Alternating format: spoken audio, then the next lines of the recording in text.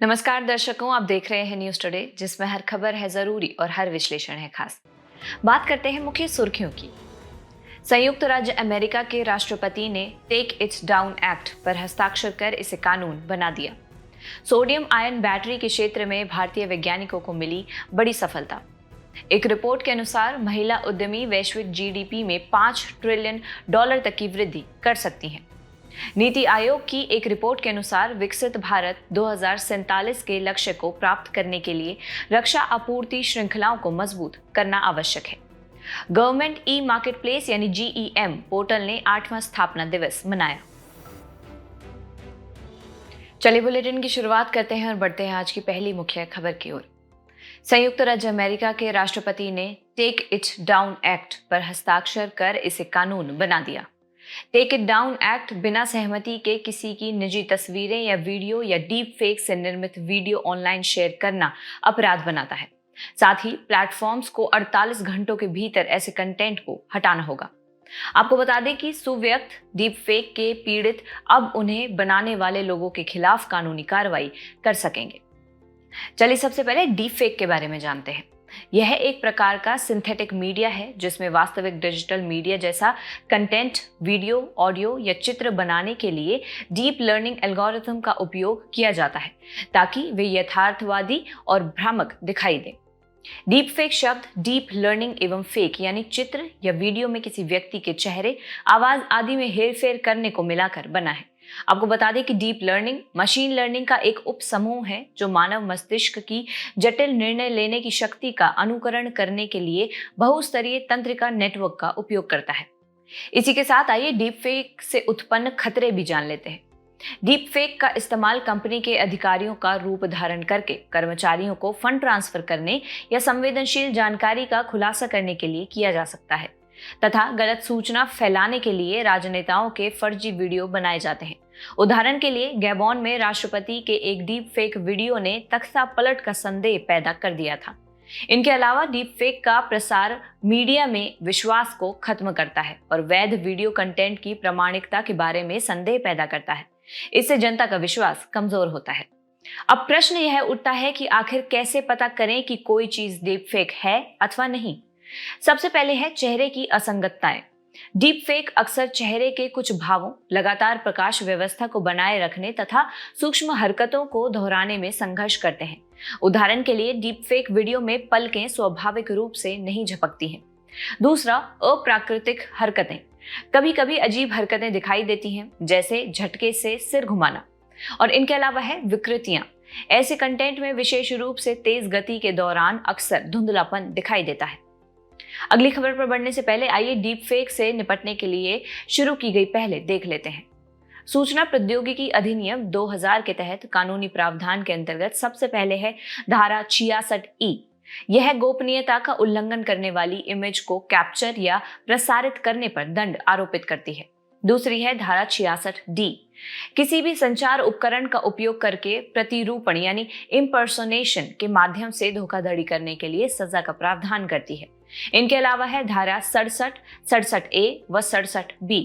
ये धाराएं वयस्कों या बच्चों से जुड़ी अश्लील या यौन सामग्री को इलेक्ट्रॉनिक रूप में प्रकाशित या प्रसारित करने को दंडित करती हैं। बात करें विनियामकीय उपाय की, तो एक ऑनलाइन प्लेटफॉर्म डीपफेक अपराधों के लिए FIR दर्ज करने में पीड़ितों की सहायता करेगा। और आखिर में है प्लेटफॉर्म की जवाबदेही। धारा 66D के तहत सोशल मीडिया प्लेटफॉर्म्स को डीपफेक को तुरंत हटाने की सलाह दी जाती है या फिर उन्हें कानूनी सुरक्षा से वंचित होने का जोखिम उठाना पड़ता है। सोडियम आयन बैटरी के क्षेत्र में भारतीय वैज्ञानिकों को मिली बड़ी सफलता। विज्ञान और प्रौद्योगिकी विभाग के तहत काम कर रही एक शोध टीम ने एक super fast charging sodium ion battery यानी SIB विकसित की है। ये केवल 6 मिनट में 80% तक चार्ज हो सकती है और 3000 से अधिक चार्ज साइकिल तक चल सकती है। सोडियम आयन बैटरी यानी SIB है क्या, पहले ये जानते हैं। यह एक प्रकार की रिचार्जेबल बैटरी है जो लिथियम बैटरी की तरह काम करती है। हालांकि इसमें लिथियम आयनों यानी Li+ की बजाय सोडियम आयनों Na+ का उपयोग किया जाता है। अब सोडियम आयन बैटरी कैसे काम करती है ये समझते हैं।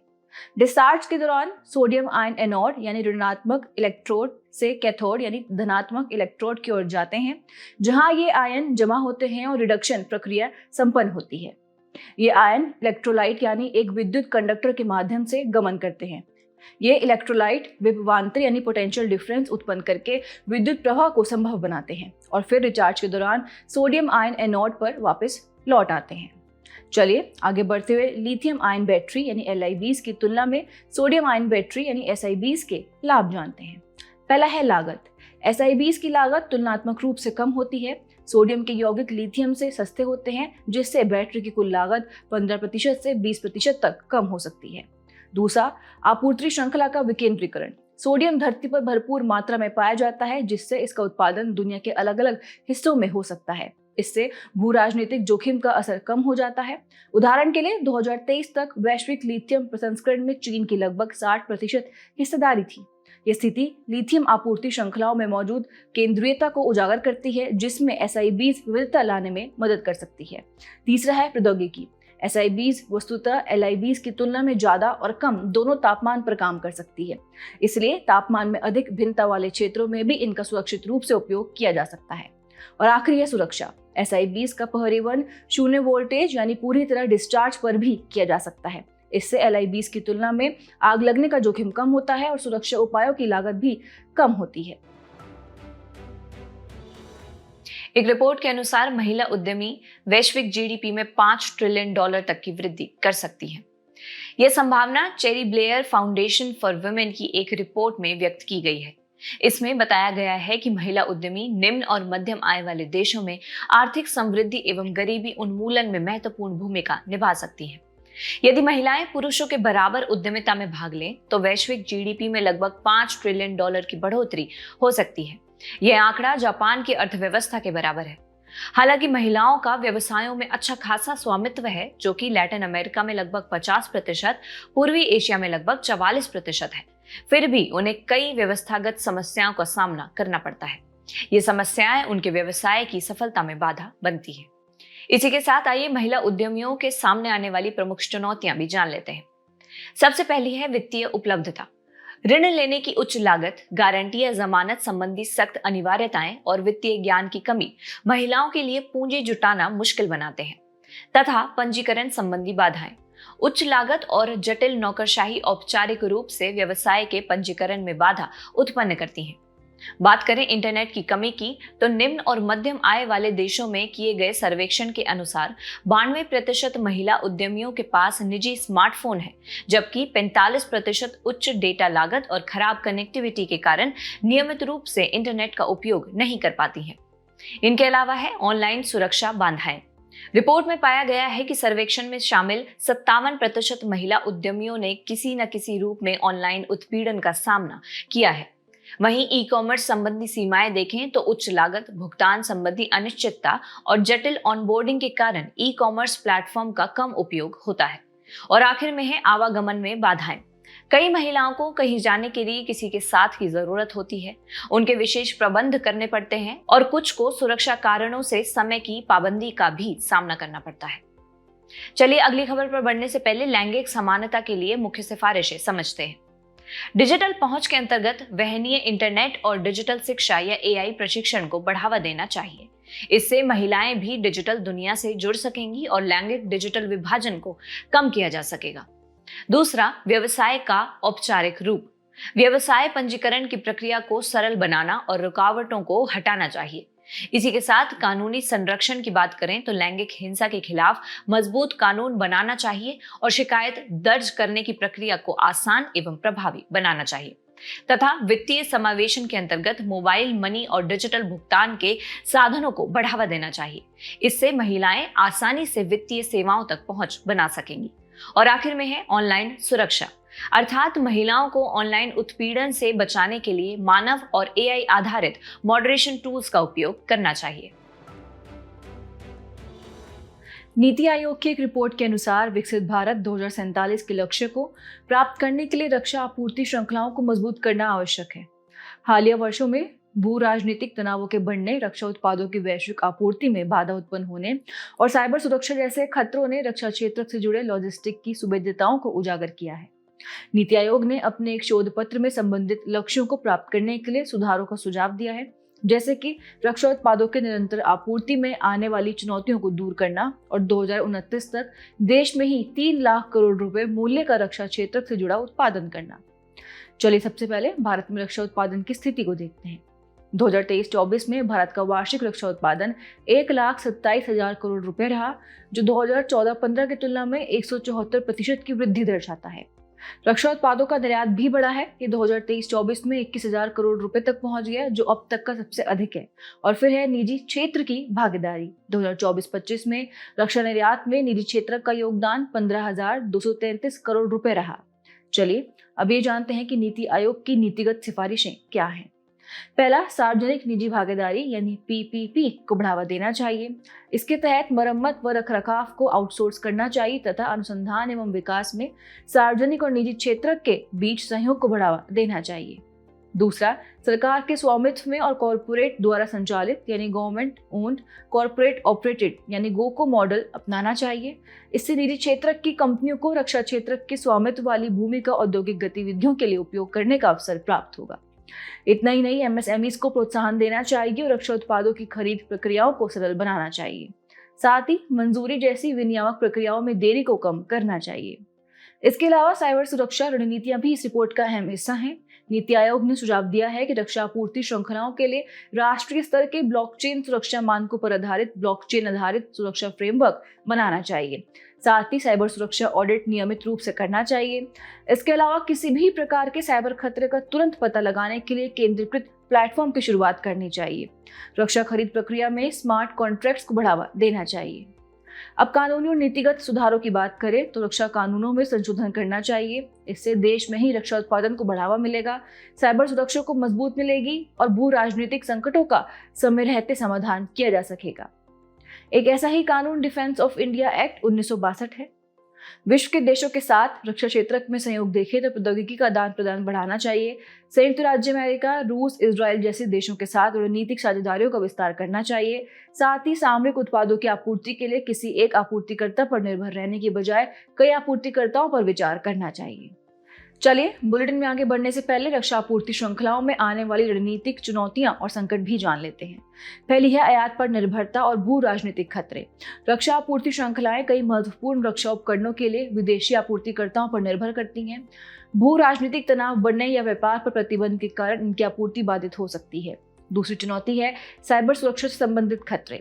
साइबर जासूसी, डेटा चोरी इत्यादि के जरिए रक्षा उत्पादों की आपूर्ति श्रृंखला में व्यवधान उत्पन्न करके संवेदनशील सैन्य जानकारी प्राप्त की जा सकती है। इसके अलावा है रक्षा क्षेत्र के आधुनिकीकरण में चुनौतियां। रक्षा प्रौद्योगिकियों में हमेशा बदलाव होता रहता है। इससे नई नई प्रौद्योगिकियां कुछ ही समय में अनुपयोगी हो जाती हैं। इससे रक्षा क्षेत्र को कई चुनौतियों का सामना करना पड़ता है। अन्य चुनौतियां देखें तो रक्षा खरीद नीति अधिक प्रभावी नहीं रही है। रक्षा उत्पादों के रखरखाव का बेहतर प्रबंधन नहीं है। साथ ही वित्तीय और बजटीय आवंटन कम है। इसके अलावा पर्यावरण पर पड़ने वाला प्रभाव का ध्यान रखना पड़ता है और मानव पूंजी विकास और कौशल की कमी जैसी चुनौतियां मौजूद हैं।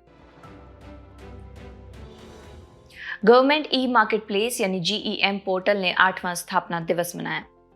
स्थापना दिवस के अवसर पर गवर्नमेंट ई मार्केट प्लेस यानी GEM ने भारत में सार्वजनिक क्षेत्र का पहला जनरेटिव AI संचालित चैटबॉट GEMAI भी लॉन्च किया। चलिए सबसे पहले समावेशी आर्थिक समृद्धि और डिजिटल गवर्नेंस में GEM का परिवर्तनकारी प्रभाव देख लेते हैं। बात करें इसके विस्तार की तो GEM प्लेटफॉर्म 1.6 लाख सरकारी खरीदारों को 23 लाख विक्रेताओं या सेवा प्रदाताओं से जोड़ता है। इस प्लेटफॉर्म से अब तक 13.4 लाख करोड़ रुपए से अधिक का लेन देन हो चुका है। दूसरा है लागत में बचत। वर्ल्ड बैंक और आर्थिक सर्वेक्षण के अनुसार GEM के जरिए सरकारी खरीद में लगभग 10% की बचत हुई है। साथ ही अब 97% लेन देन शुल्क मुक्त हो चुके हैं। इसी के साथ GEM ने विविध भागीदारों को सफलतापूर्वक एकीकृत किया है। 10 लाख से अधिक सूक्ष्म और लघु उद्यम यानी MSEs, 1.3 लाख कारीगर एवं बुनकर, लगभग 1.8 लाख महिला उद्यमी और 31,000 स्टार्टअप्स इस प्लेटफॉर्म से जुड़े हैं। तथा विशेष स्टोर पहलों की शुरुआत से समावेशी खरीद को बढ़ावा मिला। जैसे कई वंचित और लघु भागीदारों की भागीदारी बढ़ाई गई है। स्टार्टअप रनवे, वूमनिया जैसे स्टोर फ्रंट्स या पहलों ने स्टार्टअप्स, सूक्ष्म और लघु उद्यमों तथा महिला नेतृत्व वाले उद्यमों की भागीदारी को बढ़ाया है। बात करें लक्ष्यों से बेहतर प्रदर्शन की, तो सूक्ष्म और लघु उद्यमों को 38% और महिला उद्यमियों को लगभग 4% व्यवसाय देकर जीईएम ने सरकारी लक्ष्यों से कहीं अधिक उपलब्धि हासिल की है। इन दोनों के लिए लक्ष्य क्रमशः 25% और 3% निर्धारित किए गए थे। वहीं वंचित उद्यमियों को सशक्त बनाने की आवश्यकता को देखें तो SC, ST, MSMEs के लिए समावेशी खरीद के अंतर्गत सरकारी खरीद में अनुसूचित जाति यानी SC और अनुसूचित जनजाति यानी ST उद्यमियों की भागीदारी बढ़ाने के लिए MSME उद्यमियों के साथ सक्रिय रूप से सहयोग किया जा रहा है। इनके अलावा है सरस कलेक्शन। जीईएम पोर्टल पर भारत के अग्रणी स्वयं सहायता समूहों यानी SHGs के हस्त निर्मित उत्पाद बड़ी संख्या में उपलब्ध हैं। और आखिर में है जीईएम की वैश्विक स्थिति को देखें तो जीईएम जल्द ही दक्षिण कोरिया के KONEPS जैसे प्लेटफॉर्म को पीछे छोड़कर विश्व का सबसे बड़ा सरकारी खरीद पोर्टल बनने की दिशा में अग्रसर है। खबर के अंत में आइए government e marketplace GEM portal के बारे में भी समझ लेते हैं। इसे केंद्रीय वाणिज्य और उद्योग मंत्रालय ने 2016 में लॉन्च किया था।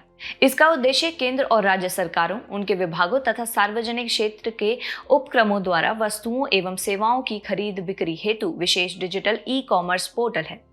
पात्र संस्थाओं के लिए इस पोर्टल से खरीद अनिवार्य की गई है तथा इसका लक्ष्य पारदर्शी, प्रभावी और समावेशी सरकारी खरीद व्यवस्था सुनिश्चित करना है।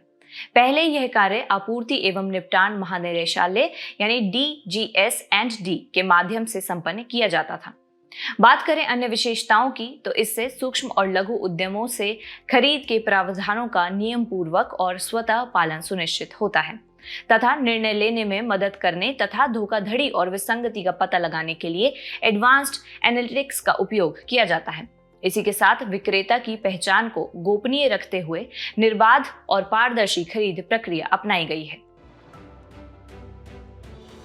चलिए बढ़ते हैं हमारे खास सेगमेंट सुर्खियों में रहे स्थल की तरफ।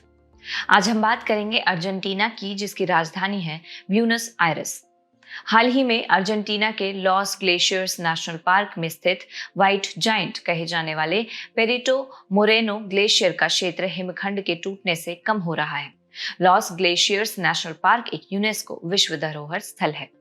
अगर भौगोलिक अवस्थिति की बात करें तो यह दक्षिण अमेरिका महाद्वीप के दक्षिणी भाग में स्थित है। इसकी स्थलीय सीमाएं पश्चिम में चिली से तथा उत्तर में बोलीविया, पराग्वे, ब्राजील और उरुग्वे से लगती हैं तथा इसके पूर्व में अटलांटिक महासागर स्थित है। आपको बता दें कि अर्जेंटीना और चिली के मध्य की अंतर्राष्ट्रीय सीमा विश्व स्तर पर संयुक्त राज्य अमेरिका, कनाडा और कजाकिस्तान, रूस के बाद तीसरी सबसे लंबी अंतर्राष्ट्रीय सीमा है। इसके अलावा अर्जेंटीना के उशुआइया को विश्व का सबसे दक्षिणी शहर माना जाता है। चलिए बढ़ते हैं भौगोलिक विशेषताओं की तरफ। अर्जेंटीना की जलवायु अधिकांश शीतोष्ण, दक्षिण पूर्व में शुष्क तथा दक्षिण पश्चिम में उप अंटार्कटिक प्रकार की है। बात करें इसके भूभाग की तो इसमें पश्चिम में स्थित एंडीज पर्वत, पंपास और पेटागोनिया पठार शामिल है तथा पंपास कृषि का केंद्र है जो कि एक वृक्ष विहीन मैदान है। यहाँ का सबसे उच्चतम बिंदु सेरो अकोंकागुआ है जो कि दक्षिण अमेरिका की सबसे ऊंची पर्वत चोटी है। यहाँ की प्रमुख नदी रियो डी ला प्लाटा है जो वास्तव में पराना नदी का मुहाना है। खास बात यह है कि अर्जेंटीना वैश्विक लिथियम भंडार में तीसरे स्थान पर और लिथियम उत्पादन में चौथे स्थान पर है। चलिए बुलेटिन के आखिर में बढ़ते हैं आज की संक्षिप्त सुर्खियों की तरफ। हाल ही में एक न्यायाधीश के घर से नकद राशि की बरामदगी के मामले में उपराष्ट्रपति ने के वीरास्वामी बनाम भारत संघ व अन्य 1991 बाद में दिए गए निर्णय पर पुनर्विचार की आवश्यकता जताई। भारतीय विशिष्ट पहचान प्राधिकरण यानी UIDAI ने आधार डैशबोर्ड से गैर व्यक्तिगत व अनाम डेटा को ओपन गवर्नमेंट डेटा प्लेटफॉर्म पर साझा करना शुरू किया। इस डेटा का उपयोग डेटा गवर्नेंस और निवेश के उद्देश्यों के लिए किया जा सकता है। एक यूट्यूबर पर पाकिस्तान के लिए जासूसी करने का आरोप लगाया गया है। इस आरोप के बाद उसके खिलाफ ऑफिशियल सीक्रेट्स एक्ट 1923 की धारा 3 यानी जासूसी और धारा 5 यानी विदेशी एजेंटों से संपर्क तथा भारतीय न्याय संहिता BNS की धारा 152 के तहत मामला दर्ज किया गया है। भारतीय रिजर्व बैंक यानी आरबीआई ने वैकल्पिक निवेश कोष एआईएफ में निवेश के नियमों में संशोधन किया। एआईएफ भारत में पंजीकृत फंड आधारित संस्था है जो निजी रूप से निवेश जुटाती है। साथ ही अपने निवेशकों के लाभ के लिए निर्धारित निवेश नीति के अनुसार निवेश करने हेतु भारतीय या विदेशी अनुभवी निवेशकों से फंड भी एकत्रित करता है। केंद्रीय गृह मंत्रालय के भारतीय साइबर अपराध समन्वय केंद्र यानी I4C ने नई E0 FIR पहल की शुरुआत की। इसे दिल्ली में पायलट परियोजना के रूप में शुरू किया गया है।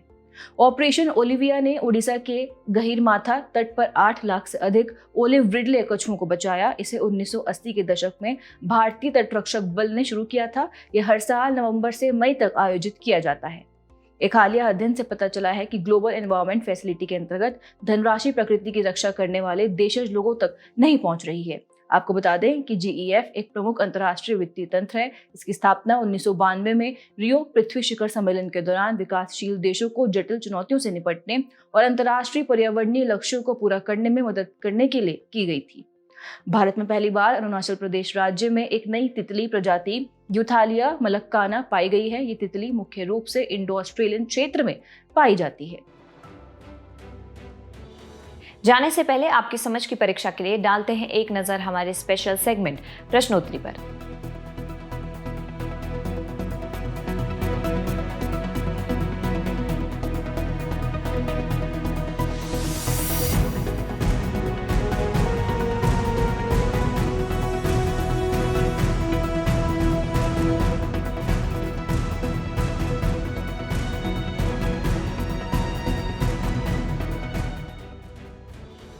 हमसे जुड़ने के लिए आपका धन्यवाद। उम्मीद है न्यूज़ टुडे का यह बुलेटिन आपको पसंद आया होगा।